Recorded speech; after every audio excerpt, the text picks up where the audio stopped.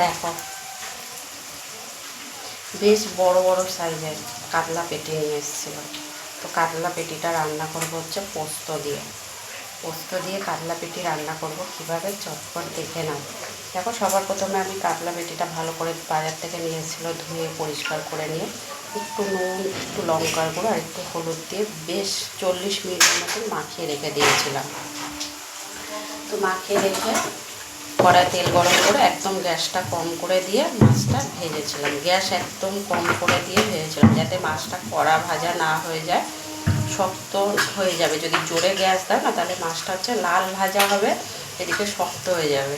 এই জন্য গ্যাসটা একদম কম করে দিয়ে মাছটা ভেজেছি। অনেক সময় নিয়ে সময় লাগে ভাজতে। তো ভেজে নিয়েছি। ভেজে নেওয়ার পর কড়াতে যে তেলটা ছিল সেই তেলের মধ্যে দেখো দুটো মাঝারি সাইজের পেঁয়াজ কেটে দিয়ে দিয়েছি, একটা ছোট্ট টমেটো দিয়েছি। পেঁয়াজটা দেখো বেশ ভালো লাল লাল করে ভেজে নিয়েছি।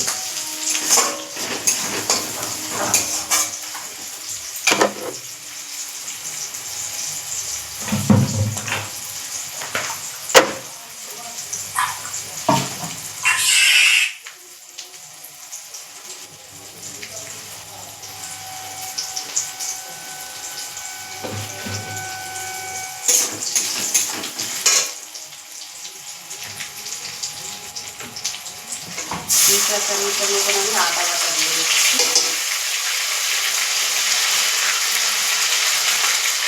একটা চামচ দেখো রসুন বাটা।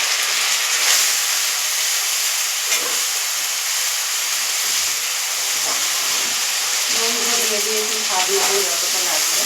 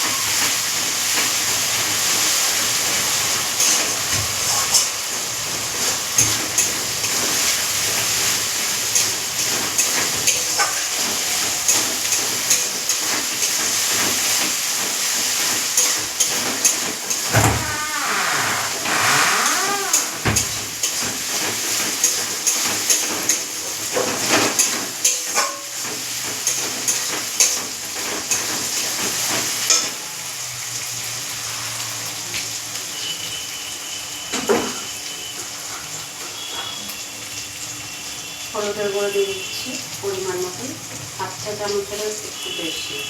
লঙ্কার গুঁড়ো দিয়ে দিলাম 1/2 চা চামচের মতন।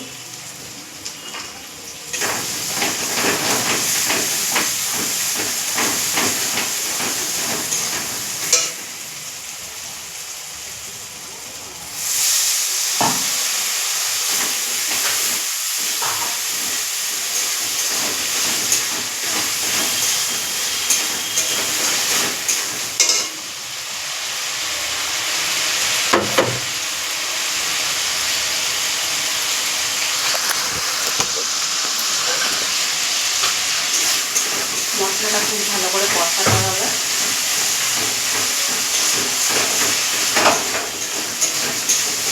কড়াটা এত নরম করছে,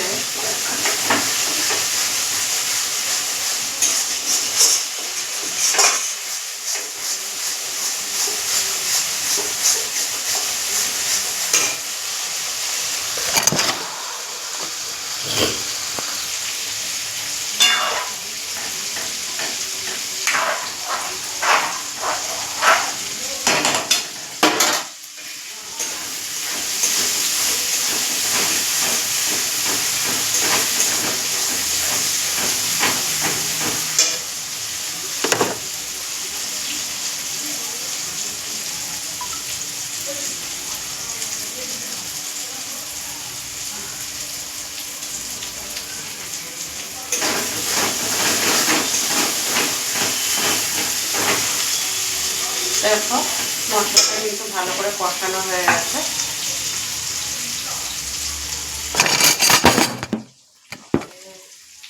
পড়ে যাচ্ছিল কোনটা এক হাতে সব কিছু করলে এরকম প্রবলেম হয়।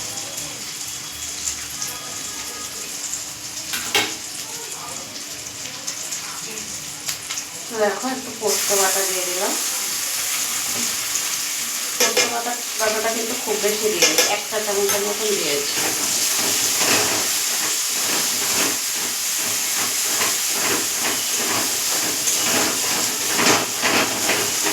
যতটা লাগবে ততটাই দিলাম পোস্ত বাটা।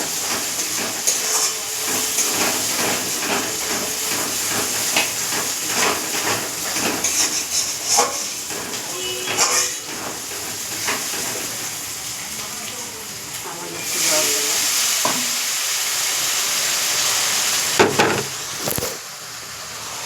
তো বন্ধুরা, পোস্তটা দিয়ে দিয়েছি, জলও দিয়ে দিয়েছি একটু।